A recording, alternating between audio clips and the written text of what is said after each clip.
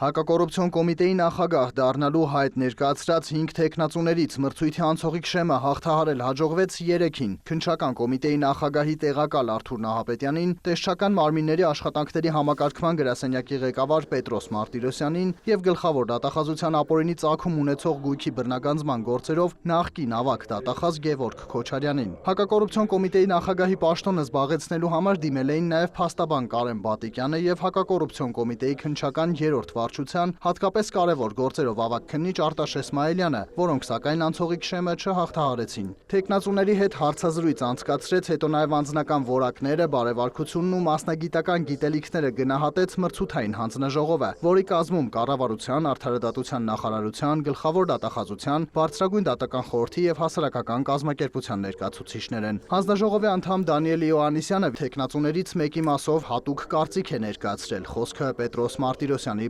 բարեվարքությանն է վերաբերում։ Իմ մոտեցումը այն էր, որ Պետրոս Մարտիրոսյանի բարեվարքությունը այդուհանդերձ այնքան բարձր չի, որքան որ ես կարծում եմ, որ պետք է լինի հակակոռուպցիոն կոմիտեի նախագահի բարեվարքությունը, որովհետև իրականում խոսքը գնում է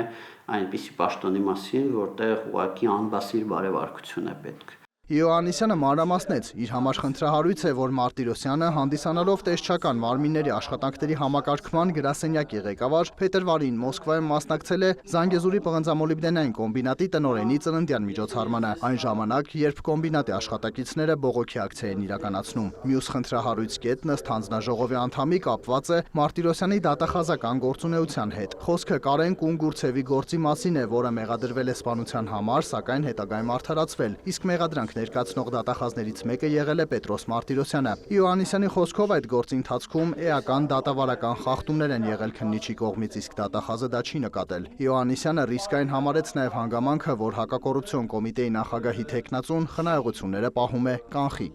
Եվ վերջինը դա այն է, որ ինքը մտերիմ ընկեր է մի ընտանիքի հետ, որտեղ ընտանիքի մի շարք անդամներ, այդ թվում իր ամիջական ընկերը, մի շարք կանխամտածված հանցագործությունների համար դատապարտվել են նախկինում, իր ընկերը ում անունով օրինակ իր բջջային հեռախոսի համարն է գրանցված նույնիսկ, այդ կարգի մոտիկ ընկերը, եւ ինքը չէր հերքում, որ ընկերն է նախկինում դատապարտվել է կողոպուտի համար, իսկ չգիտեմ, այդ ընտանիքի անդամները նաև ներգրաված են եղել մարտի 1-ին ջարդարություն անողների մեջ։ Այսինքն ըստ էության այն անձանց մեջ, ովքեր որ լեգիտիմ հիմքեր ստեղծեցին մարտի 1-ին արտակարգ դրություն մտցնելու համար, որովհետև մենք հիշում ենք, որ արտակարգ դրություն մտցնելու համար իշխանություններին պետք էր, որ մի քիչ ջարդարարություն արվի, ինչ-որ հրկիզումներ արվեն։ Իոաննիսյանը պնդեց, որ չկա նաև քաղաքական չեզոքություն եւ Մարտիրոսյանի մտերիմը անընդունելի բառապաշարով գրառումներ է արել համացանցում։ Հանձնաժողովի անդամի պնդմամբ նա չի դատապարտել այդ արարքը, իսկ մյուս պատասխանները հարցազրույցի ընթացքում իրեն չեն բավարարել։ Դանիել Իոաննիսյանը դիտարկում ուներ նաև մյուս թեկնածուների մասով։ Որոշ մտահոգություններ կային, օրինակ քննչական կոմիտեի ներկայիս փոխնախագահի մասով մտահոգություններ կային վերջերս կայացրած իր մի դատական որոշման հետ կապված կամ Գևորգ Քոչարյանի մասով մտահոգություններ կային կապված իր ուրեմն վերջին մի տարում կատարած երթևեկության կանոնների խախտումների հետ, որովհետև այդ թվում կատարել է խախտումներ, որոնք որ պատահաբար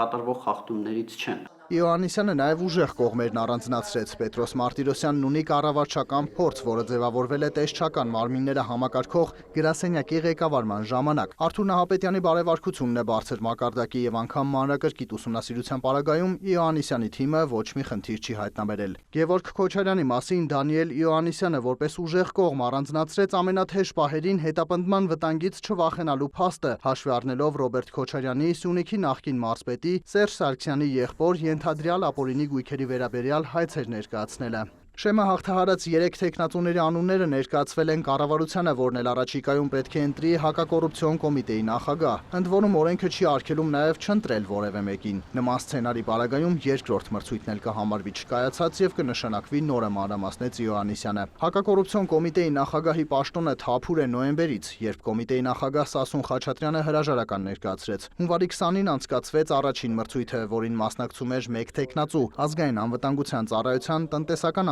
անվտանգության եւ կոռուպցիայի հակազդման գլխավոր վարչության պետ Ռաֆայել Երիցյանը, որը սակայն չկարողացավ հաղթահարել բարեվարկության անցողիկ Շեմը։